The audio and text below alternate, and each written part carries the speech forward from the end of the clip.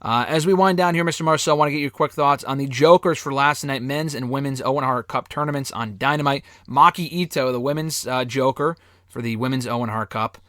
I mean, we all remember her. I mean, they were like, oh, was she teamed with Britt Baker at Revolution? There's history there. I don't think anyone either remembered that or gave a fuck.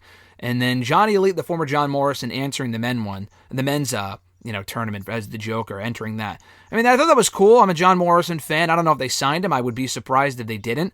Then it becomes a question of, what do you do with them? I haven't seen the graphic yet, so I'm not even really sure if he is going to sign full-time. And if he doesn't, I'm not opposed to that. I mean, he's not like a Keith Lee where it's a must-sign. He can be a world champion. I mean, he's towards not the end of his career, but he's like in his 40s now. It's just not the same. So, even still, I thought it was cool to see him. He had a good match with Joe.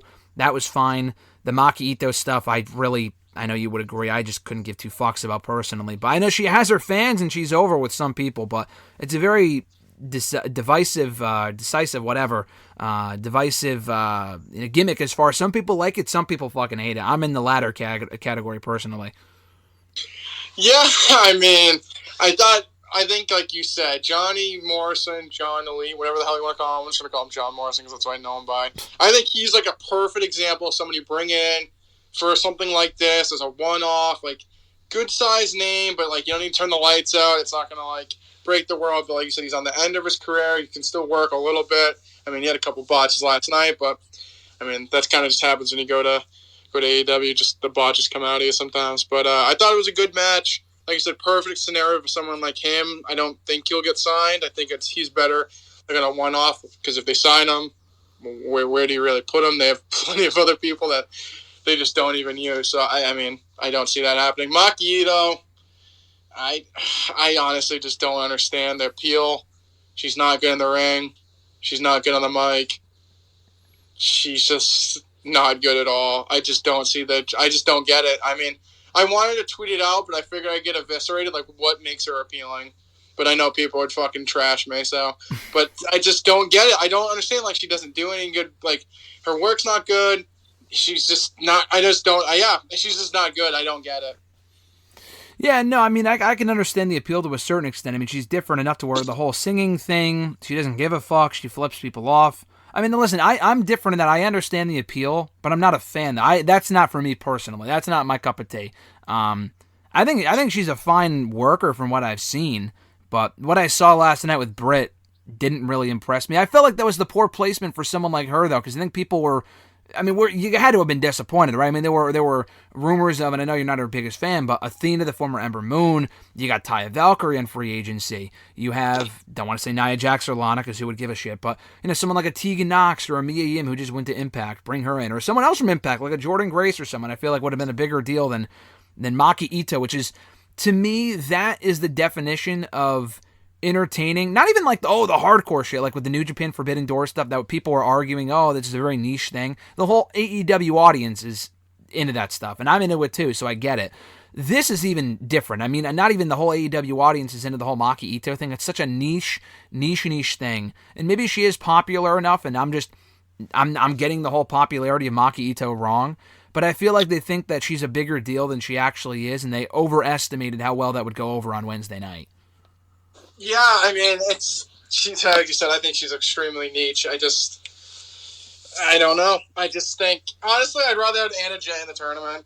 I'd rather have Ty Conti in the tournament. I mean, I guess they both go to loss, but how the hell was Anna Jay not even in the tournament? Something I don't understand. She didn't even have a chance to qualify, I don't think. So, I just don't get it. Like you said, it's such a niche. Like you said, I just don't get it. I don't even know how to explain it. I just don't understand the appeal. She's, like I said, the match last night didn't do her any favors in my department. It just wasn't a really good match. I mean, the things that she did was just stupid, comedy, dumb, outlaw bullshit that I just don't like. So last night just didn't help her case in my books, and I really don't understand the appeal of her. And I felt bad for Britt, honestly. Were you one of the people that thought it might have been Johnny Gargano coming out when you saw Johnny on the screen? No, because I was on Twitter and saw that it was John Morrison. Okay, I mean, a lot of people, Alexis included, thought it was Johnny Gargano at first. He trended and people thought it was him. At this point, I'm not even sure if he's coming in. I know he's spending time with his newborn kid and whatever. Candace, too. I just feel like, I don't know, real quickly on this, I'll get your 10 seconds thoughts on this. Is it more likely he goes back to WWE, or do you think he ends up somewhere else? I feel like it's more likely at this point, now that Candace has gone from WWE as well, that they don't go back and they go do something else. Yeah, I mean, I would say that once I saw Candace left the company, I feel it's a better chance that they're not going to go back. But, I mean, it really is tough because it's like you either go back and, I mean, I don't think they're ever going to put either of them on the main roster. I mean, I think she'd probably have a better chance than he did, honestly. I mean, you go to AEW, I mean, the roster's so bloated at this point, they probably wouldn't do anything with you. It'd be on dark all the time. Impact, you'd probably be at a higher level, but, I mean, no one really watches Impact, so it's like, is it even worth it at that point? I don't know. It's tough. I feel like, yeah, I mean, they need another place for people to work. Like, if NXT was its own brand again, I think I would say definitely think of that, or if Ring of Honor is actually going to be a thing, but I don't know. I think at this point, I don't know. I really don't. If NXT was a better show, I'd say go back there. I think they all have pauses, but they all have big detractors as well. Yeah, I mean, WWE just isn't hiring any indie people anymore, and NXT is just mostly fucking awful. So, I mean, that's probably the biggest detractor than anything else, right? Yeah, and like I said, it's just, I feel like WWE are on the biggest platform, but like, I don't think, like I said, specifically him, I don't think he'd do anything on the main roster. Maybe for NXT 2.0, they're not going to use them, and the show's trash. The AEW, it's like, okay, like you'd be running for a week, people will be buzzworthy, and then after they sign the next ex-WWE person, you'll just be on dark, so it's like, that even worth it. Impact's just not a big enough level, so it's tough. I mean, I would say this at this point either.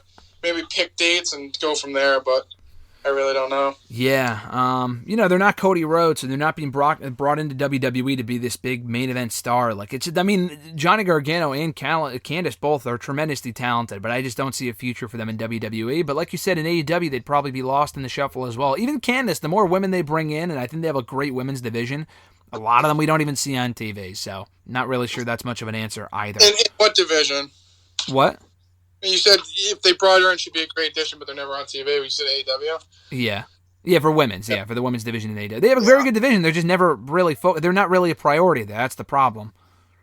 Don't say it on Twitter. I mean, I think a lot of people would agree with the women's division there. I mean, they could be booked better and they could use more television time, but it is what it is. We've talked a lot about that before, and I'm sure we will again in the future.